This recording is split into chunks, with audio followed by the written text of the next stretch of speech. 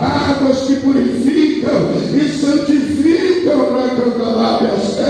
águas que correm do trono do Senhor para limpar, para purificar, para transformar, libertar o nome do Senhor Jesus.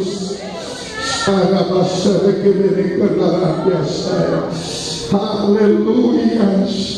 Louvado seja o nome do Senhor. Deus Santo,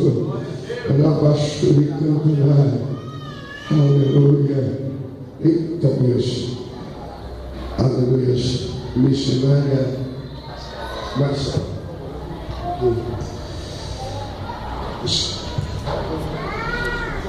Oh, aleluia.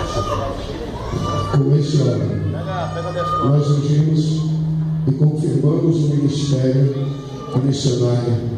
Que essa unção seja de uma forma tremenda, poderosa sobre a vida da tua serva.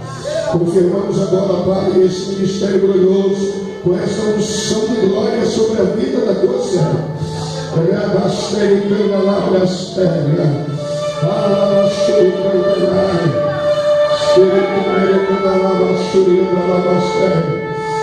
Por esse azeite, nós confirmamos agora confirmamos o ministério, o pastorado da vida do teu filho. Seja, Deus, de uma forma especial, que essa unção seja jogada sobre a vida do teu servo com poder e autoridade nessa terra. Deus,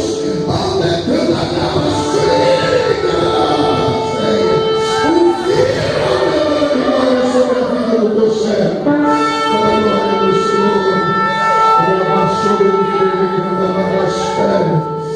Com esse homem, nós queimamos e atestamos o ministério sobre a vida do teu servo. Pai, confia, Senhor, uma unção poderosa.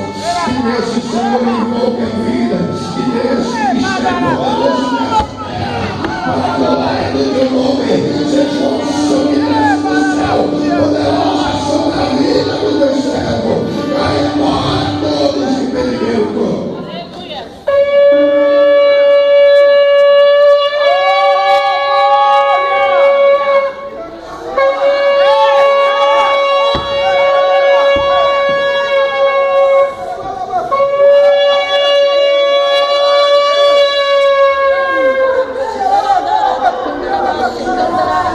Confirma, Senhor, esse ministério pastorado. Confirma, Senhor, com a unção de glória. Eita, Senhor, confirma sobre a vida da tua serva, Senhor. Ou esse ministério de missionária, unção e poder nessa terra.